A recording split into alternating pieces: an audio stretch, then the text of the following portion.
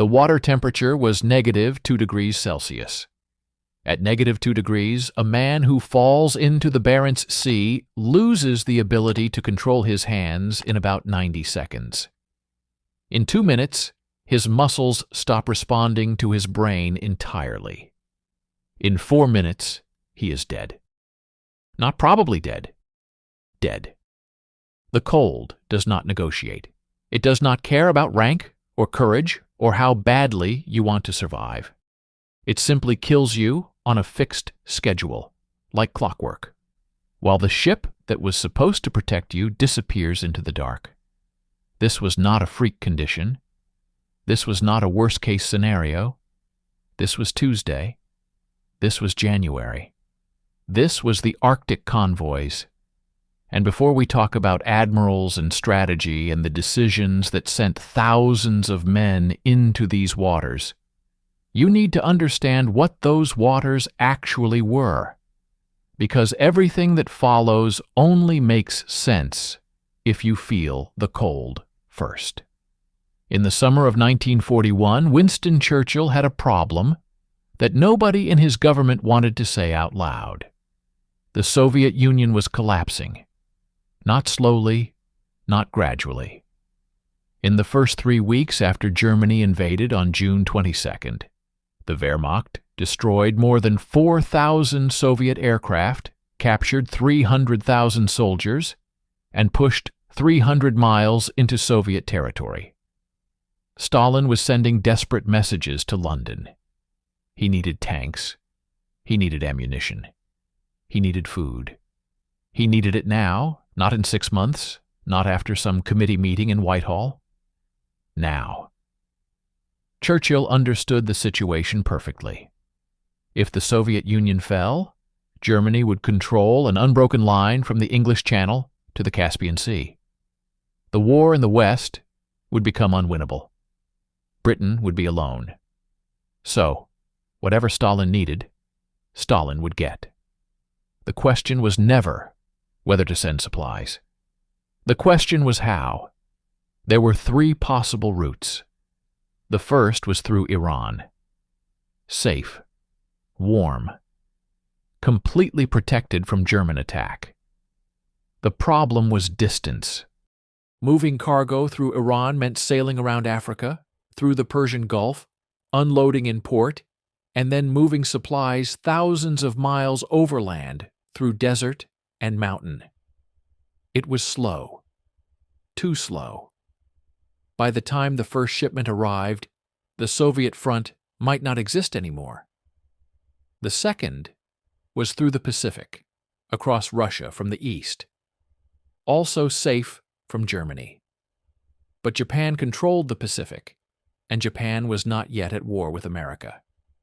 Every ship passing through Japanese-controlled waters was a diplomatic incident waiting to happen.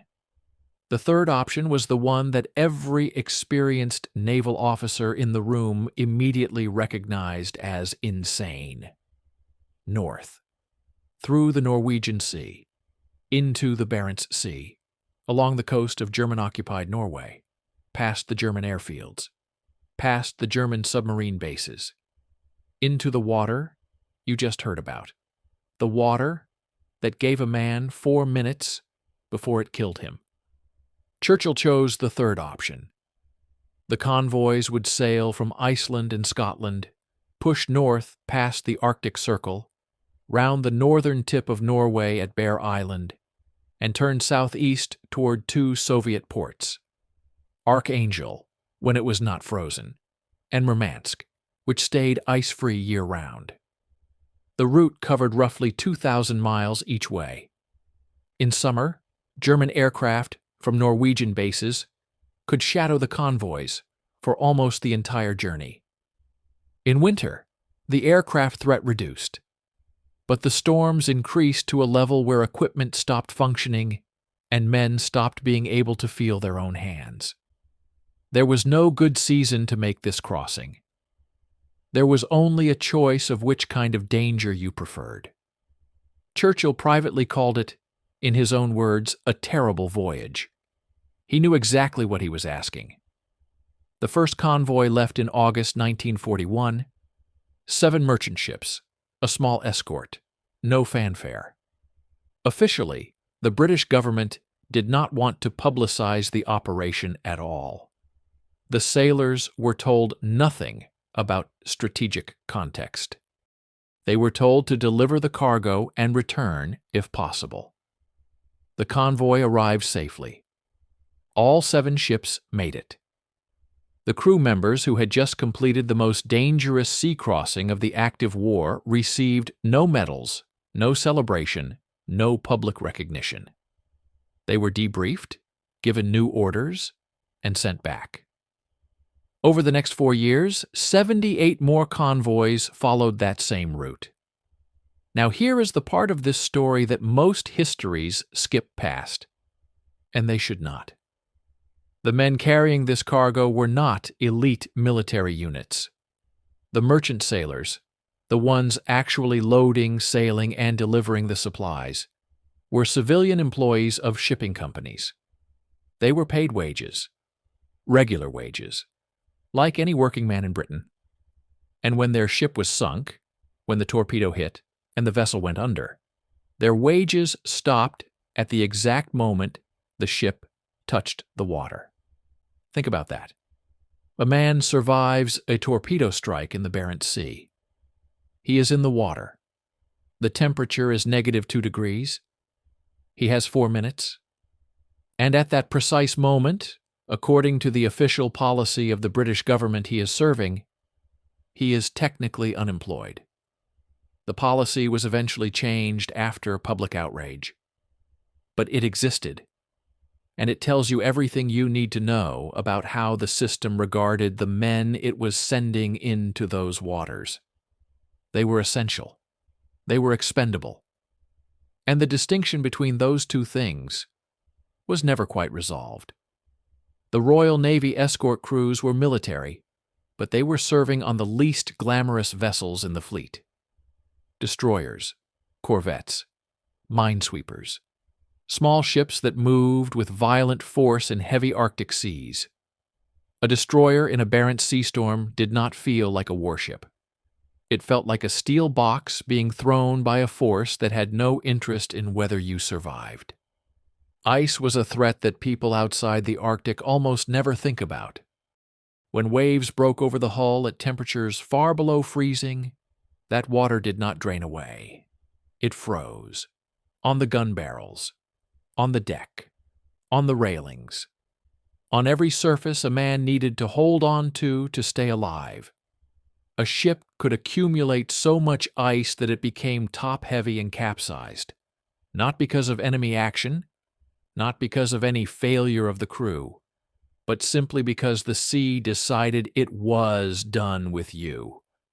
The solution was simple and brutal.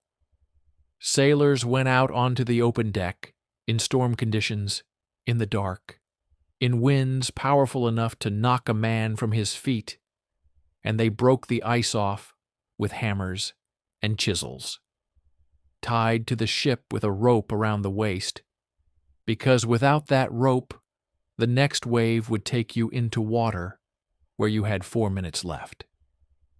That rope had an official name in the Royal Navy. It was called a lifeline. The word was not metaphorical. Lieutenant Commander Robert Sherbrooke, who would later command HMS Onslow and survive one of the most brutal convoy engagements of the war, described what it felt like to bring men back from a watch in those conditions. He said their hands had stopped working properly after 90 minutes. Not painfully. They simply stopped responding. You learned to check your grip constantly because you could not feel whether you were actually holding on or not. He said the cold was not the worst part. The worst part was the darkness of December and January. The sense that the sun had genuinely abandoned this part of the world, and you were moving through a black void with nothing but the compass and the sound of the water to tell you which direction was forward. By late 1941, the Germans had understood what was happening. In Norway, The Kriegsmarine began repositioning its most powerful surface warships, the battleship Tirpitz, the heavy cruiser Hipper, the pocket battleship Lutzow. These were not submarines hunting individual ships in the dark. These were capital warships capable of destroying an entire convoy, every single vessel, in a single engagement. The logic was simple. Cut the supply line, and the Soviet front starves, regardless of what happens on land. The British knew this. They had intelligence. They had aerial reconnaissance. They watched the German fleet move into Norwegian fjords, positioning along the exact route the convoys were using. Churchill's staff presented updated risk projections. Under the right conditions, a coordinated German attack could eliminate an entire convoy in hours. Churchill read the projections. He kept the convoys running. In the spring of 1942, the largest convoy yet was being assembled in Iceland. 35 ships, 200,000 tons of cargo, tanks, aircraft, ammunition, food. Every sailor on every vessel knew the Tirpitz was sitting in a Norwegian fjord somewhere to the south. They knew the route. They knew what the water temperature was. They knew what 4 minutes meant. The convoy was designated PQ-17. They sailed anyway. What happened next was not a battle. It was not a defeat in any military sense that a general could stand up and explain. It was something closer to a betrayal. And it came not from the enemy, but from the men sitting in that warm office in London where the whole thing had started. At 9:11 p.m. on July 4th, 1942, a signal arrived at the radio room of every escort vessel in convoy PQ-17. 3 words. Convoy is to scatter. That was it. No explanation, no context, no information about what threat had been identified or where it was coming from, or what the ships were supposed to do once they separated. Just an order, transmitted in plain operational language, from the Admiralty in London to 35 ships in the middle of the Barents Sea. The commanding officers read the signal and could not believe it. To scatter a convoy in those waters was not a tactical maneuver. It was a death sentence distributed evenly across 35 vessels. Every principle of naval warfare in the Atlantic and Arctic theater was built on one foundational truth. Merchant ships survived in groups with escorts, and they died alone without them.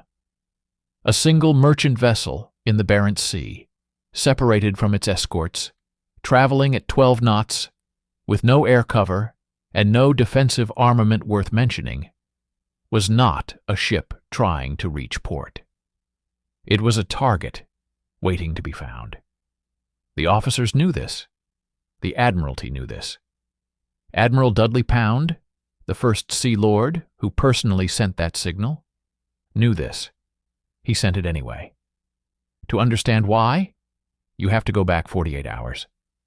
British intelligence had intercepted signals indicating that the German surface fleet, specifically the Tirpitz, the Hipper, and the Lutzow, had left their Norwegian anchorages and were moving toward the convoy. If that report was accurate, PQ-17 was sailing directly into an engagement with the most powerful concentration of German naval firepower in the Northern Theater. The escort protecting PQ-17 was significant, but it was not built to fight a battleship.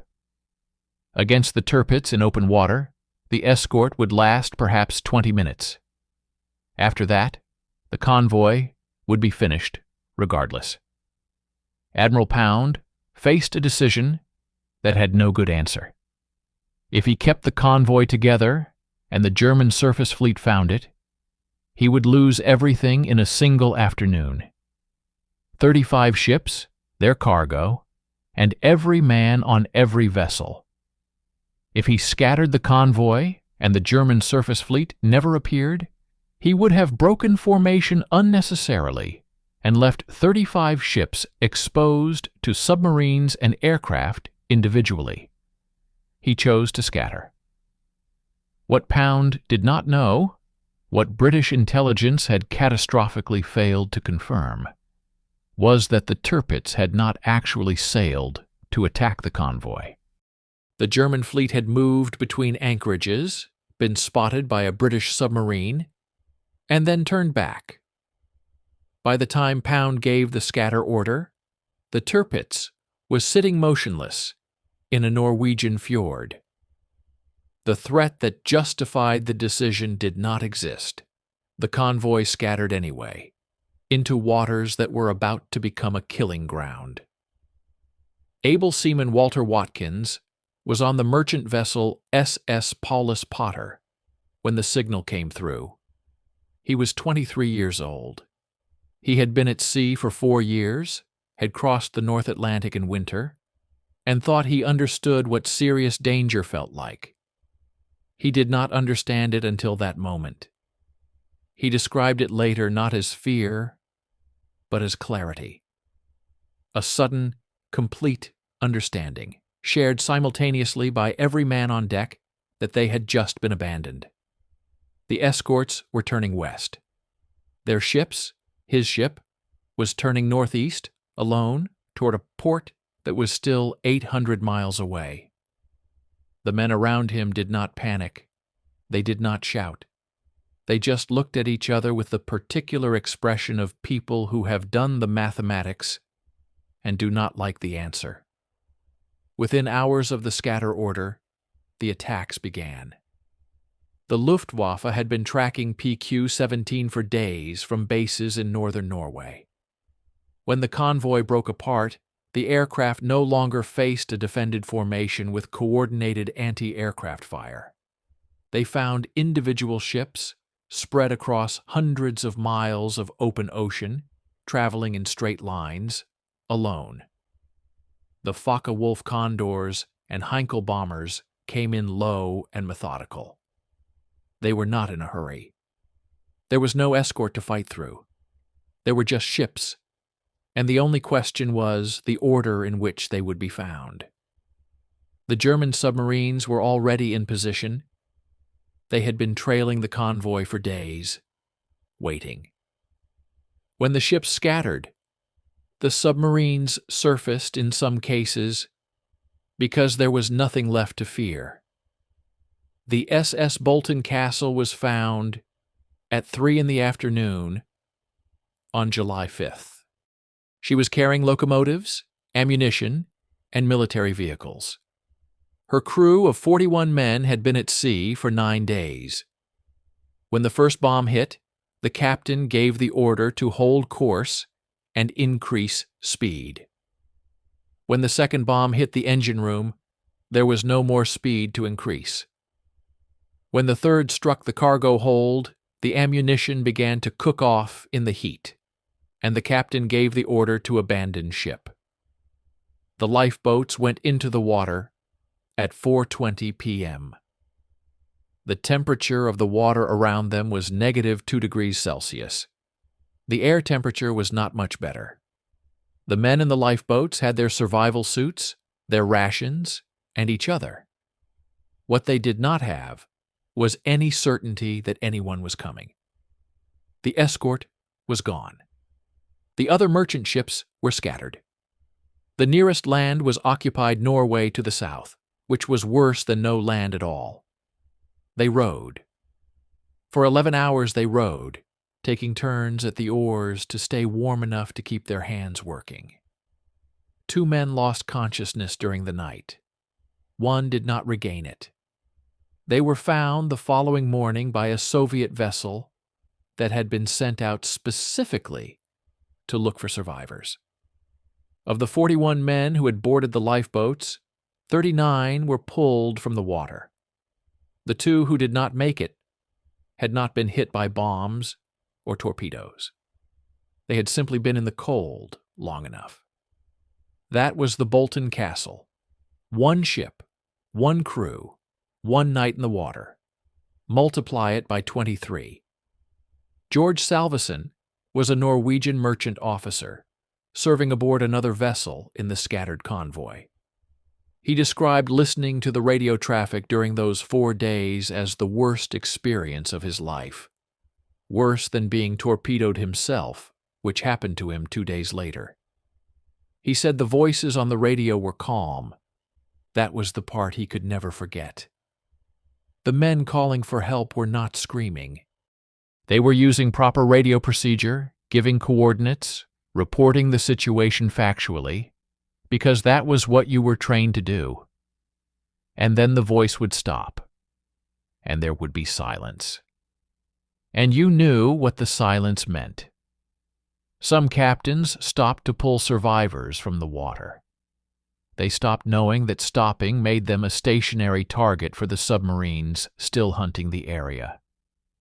They stopped anyway, because the alternative was sailing past men in the water, with 4 minutes left. And some decisions are not really decisions at all, they are just a test of what kind of person you are. Over 4 days, 24 of the 35 ships in Convoy, PQ-17, were sunk. Not in battle, not while being defended, while being individually hunted, one by one, after the order came from London to leave them alone in the dark. The official response was careful. The Admiralty emphasized the cargo that arrived, not the ships that never did. Of the 200,000 tons loaded in Iceland, roughly 70,000 tons reached Soviet ports. The reports led with that number. Admiral Pound was not publicly blamed. The scatter order was classified. The survivors were debriefed and told to say nothing. Parliament was not informed of the full details. The press reported losses without context. The men who had been there were left with what they knew and no one to tell it to. Walter Watkins returned to England in the autumn of 1942. His ship had been sunk. He had spent hours in a lifeboat in Arctic conditions. He had listened to the radio in the nights after the scatter order and heard what Salveson heard. He received a medical examination, was declared fit for service, and was asked a question. Would he volunteer for another Arctic convoy run?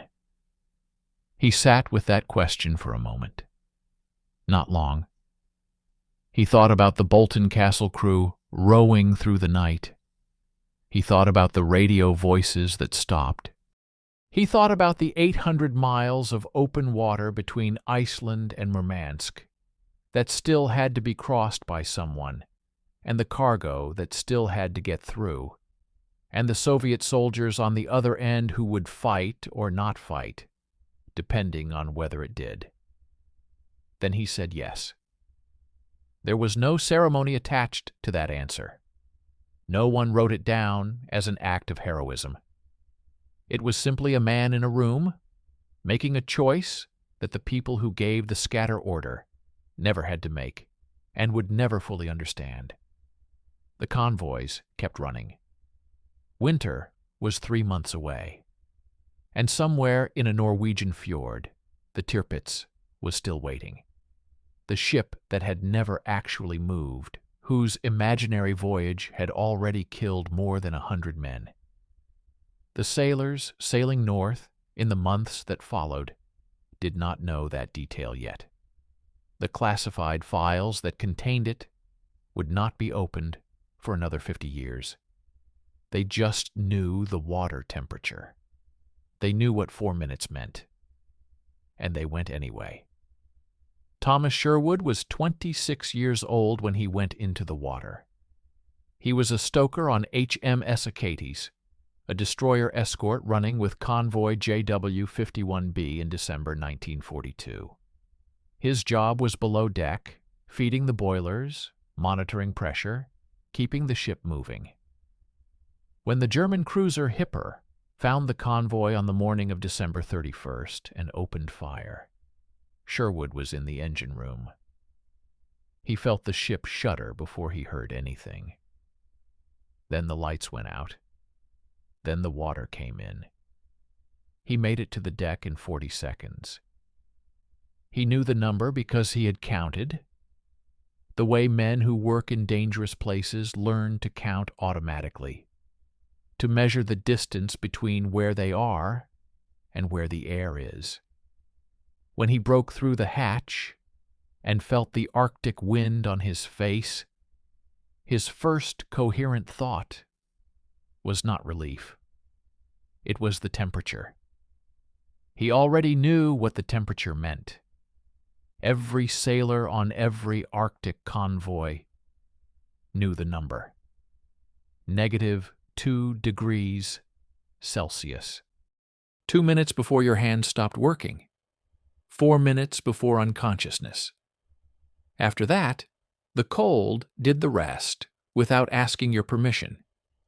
It was the one fact that the Royal Navy made absolutely certain every man understood before he sailed north, because understanding it was the difference between dying immediately and possibly surviving.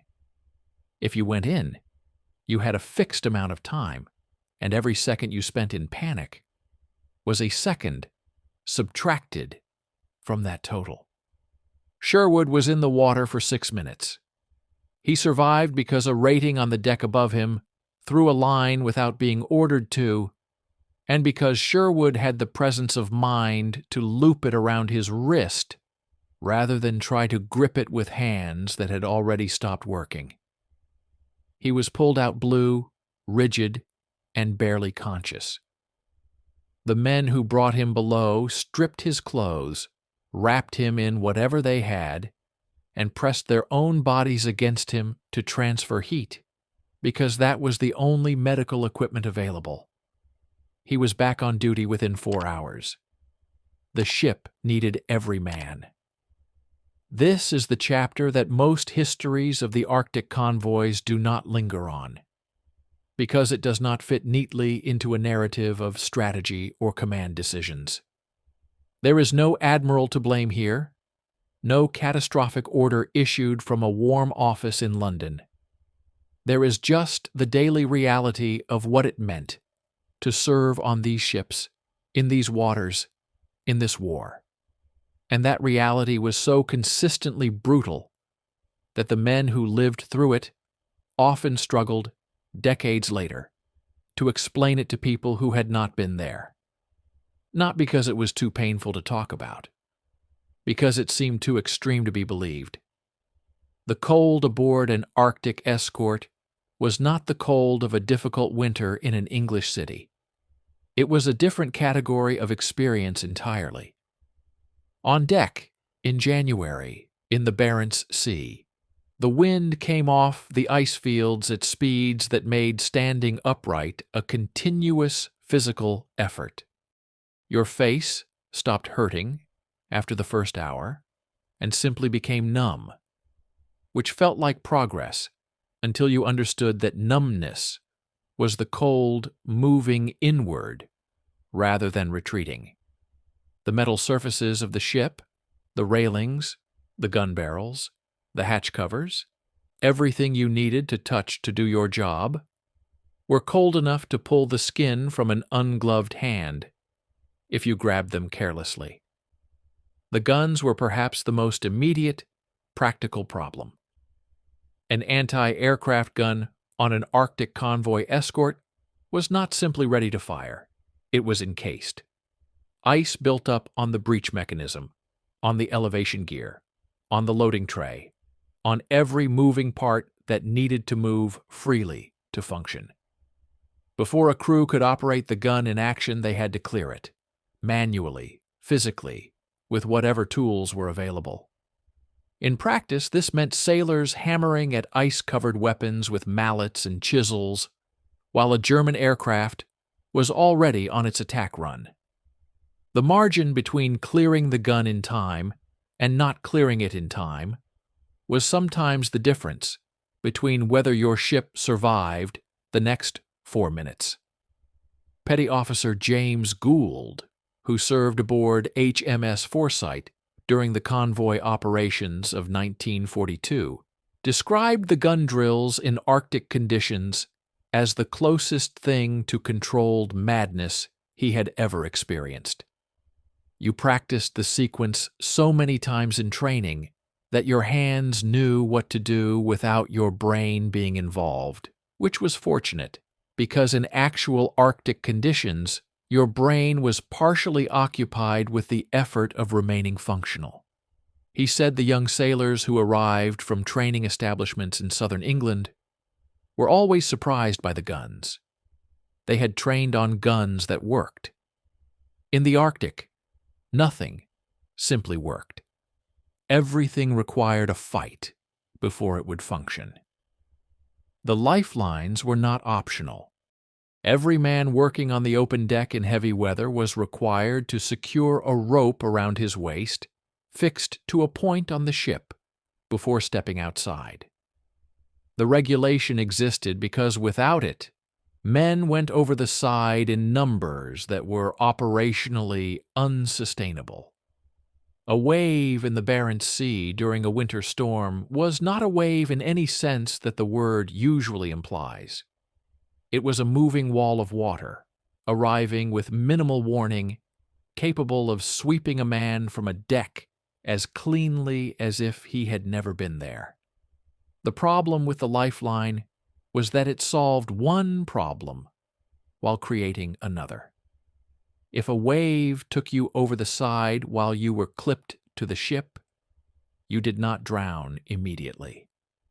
You were dragged through the water alongside the hull, at whatever speed the ship was making, until someone could pull you back aboard, or until the rope was cut to prevent it from fouling the propellers. Being dragged through the Barents Sea at 15 knots in January was not survival. It was a different form of dying, slightly more prolonged. The men knew this. They wore the lifelines anyway, because the alternative was simply going over and disappearing, and being dragged was at least a situation where something might still change. Several men were saved this way, several others were not. Below decks was warmer, but it carried its own specific terror. The interior of a destroyer in Arctic seas moved constantly and violently in ways that made simple tasks into physical challenges. Eating required one hand for food and one for the fixture you were holding onto. Sleeping required wedging yourself into your bunk so firmly that the rolling of the ship could not throw you to the deck. Men developed bruises from the constant impact of their bodies against metal surfaces during heavy weather. Bruises they could not show to a medical officer because everyone had them and there was nothing to be done. And below decks, if a torpedo hit, you had less time than Sherwood had. The mathematics of a torpedo strike on a small warship in Arctic conditions were well understood and quietly never discussed. The explosion typically disabled power immediately, which meant the lights went out. In the dark, below the waterline, in a ship taking on water, with the vessel already beginning to list, the path to the deck was not straightforward even for men who knew every inch of the ship. The men who served in engine rooms and boiler rooms aboard Arctic escorts understood this the way that miners understand the weight of the ground above them. It was not something you resolved, it was something you learned to carry. HMS Hardy, HMS Achates, HMS Matabele. These are not names that appear in most general histories of the Second World War. They are not the famous ships, not the vessels whose actions became films or monuments or household references. They are the ships that went north, did their work, and in several cases did not come back, without generating the kind of stories that get preserved in the public memory. HMS Matabele was torpedoed by a German submarine on January 17, 1942. She sank in 4 minutes. Of her crew of 236 men, 2 survived. The water temperature at the point of sinking was negative 2 degrees Celsius. 2 survived out of 236, not because the others were less capable or less determined, but because 4 minutes in that water was not enough time for rescue to reach them. And the mathematics of the cold did not make exceptions. 2 men from a crew of 236. The Admiralty recorded the loss, filed the report, noted the position, and sent the next convoy. What kept men functional in these conditions was not heroism in any theatrical sense. It was routine, the human capacity to normalize almost any circumstance, to build habit and structure around even the most extreme environment, and to find within that structure something that resembles ordinary life. Men played cards in the mess between watches. They argued about football. They wrote letters home that described the cold in careful, understated terms designed not to frighten their families. They developed the particular dark humor of people who have made peace with their situation and found that peace faintly absurd. One officer aboard HMS Bulldog noted in his private diary that the conversations in the wardroom during Arctic operations were indistinguishable from conversations in a provincial English pub, except that the pub was being thrown sideways every few minutes by North Atlantic swells, and there was a reasonable probability that everyone in it would be dead before the week was out. They knew what the situation was. They built a life inside it anyway. Thomas Sherwood finished the war on Arctic convoy duty. He made 11 runs in total. He went into the water once, came out, and went back north 10 more times. When the war ended in 1945, he returned to England, found work in a factory in Sheffield, married, had children, and did not speak about the convoys for the better part of 30 years. Not because the memories were too difficult. Because when he tried to explain it, the cold, the guns, the lifelines, the sound of the Matabele's crew on the radio going silent, the people listening would nod politely and then say something like, "That must have been very hard." And he would realize that the words had not crossed the distance between his experience and their understanding. So he stopped trying. In 1975, a journalist researching the Arctic convoys found Sherwood through a veterans association and asked him what he most wanted people to know about the experience. Sherwood thought about it for a long moment. He said, "Tell them about the 2 minutes. Tell them that every man who sailed north knew the number, that they woke up knowing it, and went to sleep knowing it, and stood their watches with it, somewhere in the back of their minds, the entire time. That they were not brave in the way that people use that word, meaning unafraid. They were afraid. They knew exactly what was waiting in that water. They understood the mathematics completely. And they went on watch anyway. The last Arctic convoy arrived in the Soviet Union in May 1945. The war in Europe ended 4 days later.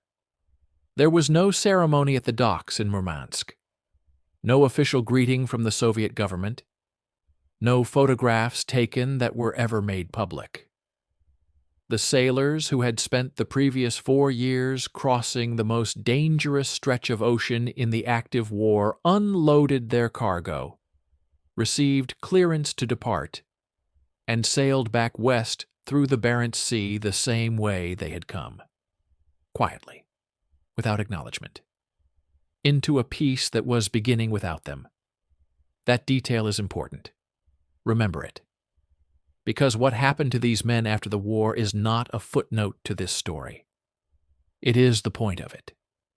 First, the numbers. because the numbers deserve to be said plainly, without softening.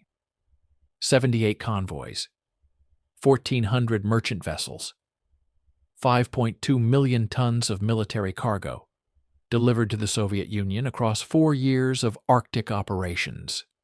Tanks, aircraft, ammunition, food, raw materials, locomotives, telephone wire, boots. The kind of cargo that does not appear in heroic paintings, but without which armies stop functioning. Soviet military historians have acknowledged that the supplies delivered via the Arctic route contributed materially to the survival of the Eastern Front in the critical period of 1941 to 1943, when German forces came closer to defeating the Soviet Union than most Western accounts of the war acknowledge.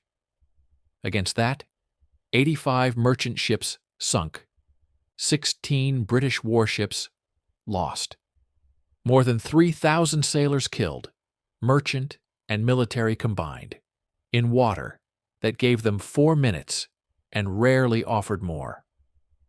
Those men are not buried in famous cemeteries. Most of them have no grave at all. The Barents Sea is their grave. The Norwegian Sea is their grave. The stretch of open water north of Bear Island, where the scatter order sent 24 ships to the bottom in 4 days, is their grave. There is no ground to visit. There is no stone to stand beside. There is just water, cold and permanent, keeping what it took. The men who came home faced a specific and unusual kind of silence. Not the silence of trauma, though that existed too. A different kind of silence, one that was legally enforced. The Arctic convoy operations remained classified by the British government for decades after the war ended. The full details of what had happened, including the scatter order and the destruction of PQ-17, were not available to the public. Veterans who had served on the convoys were subject to the Official Secrets Act. They could not discuss operational details. They could not explain to their families where they had been, what they had done, or what they had seen. The men who had listened to the radio voices going silent in the Barents Sea came home and were required, by law, to say nothing about it. Think about what that meant in practice. A man comes home from the war. His family wants to know where he was, what he did, whether he is all right. He sits at the table and says, "I cannot tell you. Not will not. Cannot." The law says no. His wife does not know whether he fought in the Pacific or the Atlantic or somewhere else entirely. His children grow up with a father who has a large, sealed room inside him that he is not permitted to open. His neighbors assume he had a quiet war, perhaps in supply logistics somewhere safe, because he never says anything to suggest otherwise. Thomas Sherwood, who went into the water in December 1942 and came out and went back 11 times, spent 30 years not speaking about the convoys. Part of that was his own difficulty finding words that crossed the distance. But part of it was simply that for the first years after the war, he was not legally permitted to try. The question of the medal took even longer. During the Second World War, the British government issued campaign medals for most theaters of operation. The Atlantic Star, the Africa Star, the Pacific Star, the Italy Star. Veterans of those campaigns received official recognition that they could wear on their chests, that told anyone who saw them where they had served and what that service meant. The men who had sailed the Arctic convoys received nothing equivalent. This was not an oversight. It was a decision. The official reasoning, when reasoning was eventually offered, involved the complexity of defining the Arctic theater and the diplomatic sensitivity of publicly acknowledging operations that supplied the Soviet Union during a period when Soviet-Western relations had become the Cold War. The men who had kept Stalin's army supplied were, in the geopolitical climate of the 1950s and 1960s, an inconvenient reminder of a partnership that both sides preferred not to emphasize. So they waited. Eddie Grenfell was one of them. He had served as a young merchant sailor on the Arctic run in 1942 and 1943, surviving 2 convoy crossings and witnessing losses that he described, decades later, in the same careful, understated language that Arctic veterans consistently used when they spoke at all. After the war, Grenfell became quietly but persistently focused on a single objective: getting his fellow veterans the recognition they had been denied.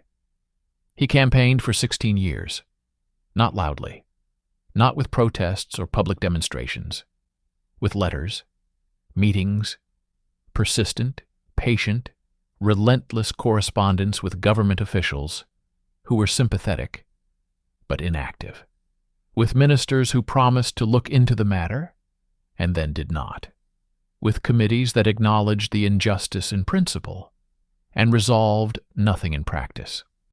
16 years of a man in his 70s and then his 80s writing letters on behalf of men who were dying of old age before anyone in an official position got around to deciding that they deserved a medal. In December 2012, Prime Minister David Cameron announced the creation of the Arctic Star Campaign Medal.